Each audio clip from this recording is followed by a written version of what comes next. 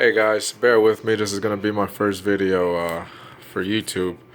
So I just got me this Extar EXP 556, and the main reason I'm posting this video is simply because when I purchased it, I did a lot of research and tried to look up different videos.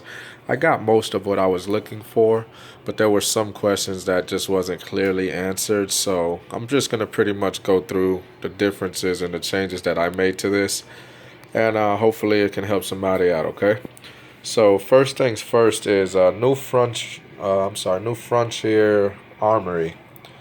There's gonna be the ones who sells the most things for this pistol, and one thing I purchased from them is this tri-rail kit, and it comes with three. It comes with everything you need in the box, and it's gonna be three of these rails. So there's one here, there's one on the opposite side, and there's one under here, which is what this is connected to. The beauty of this is you get to kind of pick and choose just where you want to mount it, and you'll end up drilling everything in yourself. So after doing that, I went ahead and got this angled foregrip right here. Obviously, we can't have a straight down vertical forward grip on a pistol. That would be illegal. So it's a nice touch. It gives it a nice, decent look. I went ahead and purchased this scope here off of Amazon, and it's really neat, you know. And I only actually paid about 80 bucks for it, and it comes with this bottom and this top, as well as a little laser right here. Now I've got all the batteries in here, so let me see if I was to turn everything on just to give you an idea of what all I got here. Let's see if so in addition, I'm sure you can see the lasers on right here. Over here I've got the red. Can't get it, there you go. Got the red sight on, and I've got the red sight on here as well. It also has green dot. I'm not gonna waste time trying to show you guys lights, okay? But yeah, for 80 bucks, it's an awesome, I don't even really remember what it's called, but yeah. So one thing I'm going to invest in is going to be the folding charge handle. And New Frontier sells that for about 35 bucks. And in a minute here, you're going to see why I want this to be collapsible, to be able to fold in. This is probably going to be the biggest, the most work I did to this pistol is going to be finding yourself an adapter, a folding adapter here. I went ahead and just ordered a simple, I think I got this from the gun show for about 25 bucks, this buffer tube. And I just really like the idea of being able to fold this guy over. You know what I mean? So you can also use a cheek rest if you prefer the cheek rest over the buffer tube. I just like the look of this buffer tube, so I just went ahead with it. This is pretty easy to fold. I'm doing it one hand while I'm holding the camera with the other. Okay, so it's easy to get yourself a cheek rest or a buffer tube, but given that this is an AR pistol and the way that this lower is constructed, I went with this folding adapter right here. It's a UTG Model 47 side folding stock adapter. These are, I believe, for AK-47 models. So what I ended up having to do, I could be wrong about it being AK-47 only, but either way, obviously I'm using it for an AR pistol. There was a little bit of work I had to do though. So if you can see the one here that I have on it, I had to take this to Home Depot. You can do it yourself if you like. I just didn't have the tools to do the few little things that was necessary. So you're looking at the same exact thing right here, the folding adapter part of it. Now all that had to be done is that this threaded part right here, let's see if I could focus in, there you go. This entire threaded part that I'm running my nails through here, you don't need it, okay?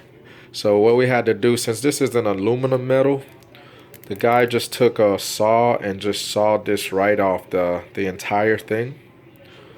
Okay, so it just left a flat surface that he then scrubbed down to smoothen the surface. Secondly, this hole right here is too small.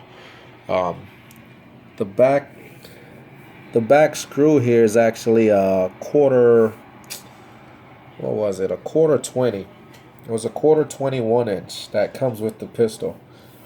So we ended up having to drill this, and I ended up threading it. The guy told me I didn't have to do that, but we ended up drilling and threading it for a quarter 20. All right, so literally that's the only two things you need to do to this adapter to get it to connect to this pistol. So that's sawing this off and then just drilling a quarter 20 hole here. One other thing that the guy came up with was that we ended up running the bolt the opposite way. As you can see, that's the, so let me focus again. That's the end of the bolt. So once we took this apart, we just ran the bolt through the inside of the lower and just bought it out this way, and it actually made it much tighter than going the other way around. So that was an awesome idea that he had, and this thing is as stable as it gets. It's not going anywhere, so it works. A few things that I would want to go over. Me personally, I'm a real fan of couplers when it comes to my magazines. Here's a couple other ones that I have. I have this one, got a nice AR up here, and I've got this 50 or 60 round clip each. But I like to couple a lot of my magazines. I got several sets of this, and one issue that I ran into with this, obviously, just from the looks of it here, if I'm using this lower magazine inside, obviously you can't have the stock or the tube folded over, because we're gonna need that space for this to sit. Now, I took this to the range the other day and I didn't have the tube on it yet, so that wasn't an issue for me. What was an issue for me, however, let me see if I could maneuver this with one hand to show you.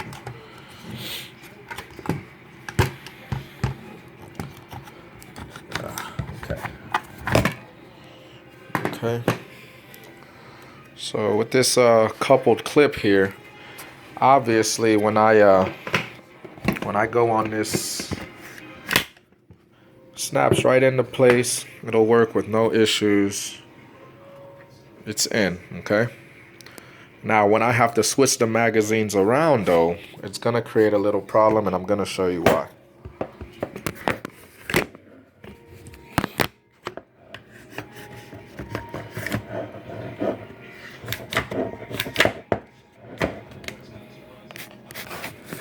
Alright, sorry about that, but here's the problem I ran into. When I switched this magazine over, the charge handle doesn't have enough room to do what it has to do, because this magazine is in the way. And like I mentioned earlier, New Frontier sells a folding charge handle that can replace this piece here.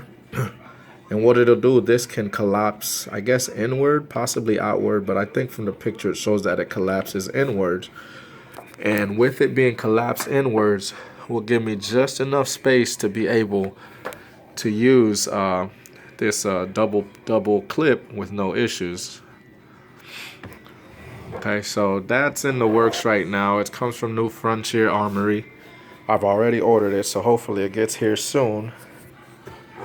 And aside from that, the only other issue that I'm having since I've added this buffer tube on, and it could be the folding adapter itself. Like as you can see right now, this folding adapter is very nice and sturdy.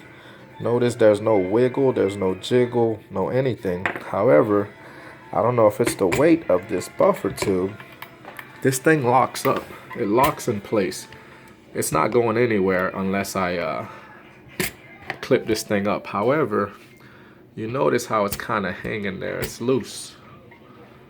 And I'm assuming it's from the extra weight back here, but that really drives me crazy, because I want it to sit in place and just, you know, just not move. So those are really the only issues. I've taken this to the range. I think I fired about 200 rounds through it.